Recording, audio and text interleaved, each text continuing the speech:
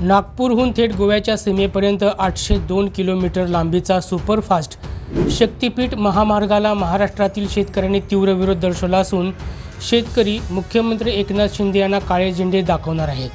20 August रोजी महाराष्ट्राचे मुख्यमंत्री शिंदे हे कोल्हापूर दौऱ्यावर असणार आहेत। याचवेळी शक्तिपीठ महामार्ग विरोधी कृती समितीने निषेध म्हणून काळे झेंडे दाखवण्याचा इशारा दिला आहे। एका बाजूने मुंबई गोवा महामार्ग पूर्ण व्हावा म्हणून कोकणवासियांनी जनआक्रोश सुरू केला आहे, तर आता प्रस्तावित नागपूर गोवा शक्तिपीठ महामार्गाला 12 जिल्ह्यातील शेतकऱ्यांनी तीव्र आक्षेप घेतला आहे। अखेर याचं कारण काय, चला जाणून घेऊया नेमक्या शब्दात। तुम्ही पाहत आहात गोन वार्ताचा डिजिटल वृत्तांत।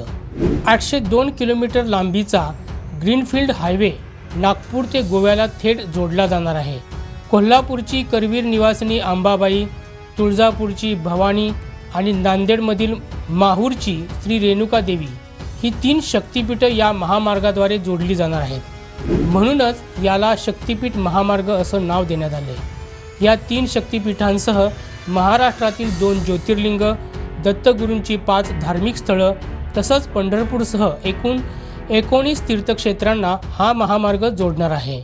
महाराष्ट्रातील सर्वात लांब सुपर एक्सप्रेस असा हा महामार्ग असेल। हा महामार्ग वर्धा जिल्ह्यातून सुरू होऊन यवतमाळ, नांदेड, धाराशिव मार्गे सिंधुदुर्गात बांद्यातून गोव्यातील पत्रादेवी इथं संपेल। या महामार्गाच्या उभारणीसाठी महाराष्ट्र सरकार 86,000 कोटी रुपये खर्च करणार आहे। यासाठी साधारण 9,385 हेक्टर जमीन संपादित केली जाणार आहे। या शक्तिपीठ महामार्गाचं भूमिपूजन 2025 मध्ये होणार आहे।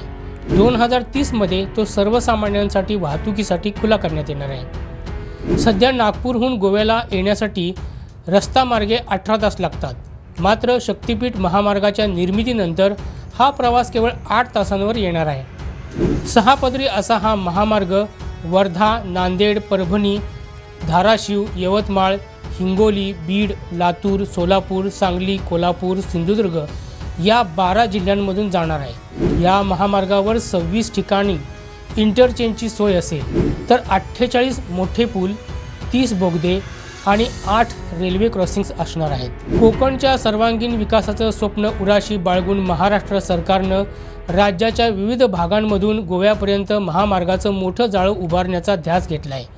म्हणूनच सागरी महामार्ग, समृद्धी महामार्ग, मुंबई गोवा महामार्ग, मुंबई गोवा कोकण एक्सप्रेसवे आणि शक्तिपीठ महामार्ग यांचं जाळं उभारलं जात आहे। याशिवाय कोकणात येण्यासाठी सिंधुदुर्गात चिपी आंतरराष्ट्रीय विमानतळ आणि गोव्यातील मोपा विमानतळ ही प्रवाशांसाठी सज्ज झाले। याखेरीज कोकण रेल्वेची सेवाही सुरू आहे। अशा प्रकारे सर्व महामार्ग जेव्हा अस्तित्वात येतील तेव्हा कोकणाचा पर्यटनदृष्ट्या विकास पाहायला मिळेल अशी आशा राजकीय क्षेत्रातून व्यक्त केली जाते। सध्या यातील गोवा मुंबई महामार्ग 14 वर्षांपासून विविध कारणांनी रखडल्यानं कोकणवासियांनी जनआक्रोश सुरू केला आहे। ज्या भागांमध्ये हा महामार्ग तयार झाला आहे तिथं खड्डे पडले, त्यामुळेच रायगड जिल्ह्यातील माणगाव इथं कोकणवासियांनी आमरण उपोषण सुरू केलं आहे। दुसरीकडे मुंबई गोवा कोकण एक्सप्रेसवेला पर्यावरणीय मंजुरी मिळवण्यासाठी महाराष्ट्र सरकारनं प्रक्रिया सुरू केली।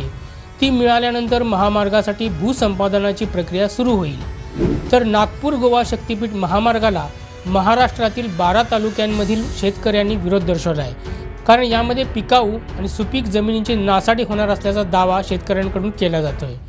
महाराष्ट्राचे उपमुख्यमंत्री देवेंद्र फडणवीस यांनी 2023 साली समृद्धी महामार्गाच्या धर्तीवर शक्तिपीठ महामार्ग बांधण्याची घोषणा केली होती, तर दुसरे उपमुख्यमंत्री तथा अर्थमंत्री अजित पवार यांनी या महामार्गाला विरोध दर्शवला होता। मी निधी दिल्याशिवाय भूसंपादनाचं काम होऊ शकणार नाही अशी ग्वाही अजित पवार यांनी शेतकऱ्यांना दिली आहे। त्यानंतर मुख्यमंत्री एकनाथ शिंदे यांनी 21 जून रोजी एक ट्विट केलं होतं। त्यामध्ये महामार्ग रद्द करण्याचे स्पष्ट संकेत न देता त्यावर फेरविचार करण्याचं सूतोवाच केलं होतं। म्हणूनच शक्तिपीठ महामार्गावरून राज्यकर्ते दिशाभूल करत असल्याचा आरोप आंदोलकांनी केला आहे। मुख्यमंत्री शिंदे यांच्या 20 ऑगस्ट रोजीच्या कोल्हापुरातील कार्यक्रमावेळी शेतकऱ्यांनी काळे झेंडे दाखवण्याचा इशारा दिला आहे। आता याविषयी तुम्हाला काय वाटतं हे आम्हाला कमेंट बॉक्समध्ये जरूर कळवा। तसंच हा व्हिडिओ जास्तीत जास्त लाईक आणि शेअर करा आणि आमच्या यूट्यूब चॅनलला सबस्क्राईब करायला विसरू नका।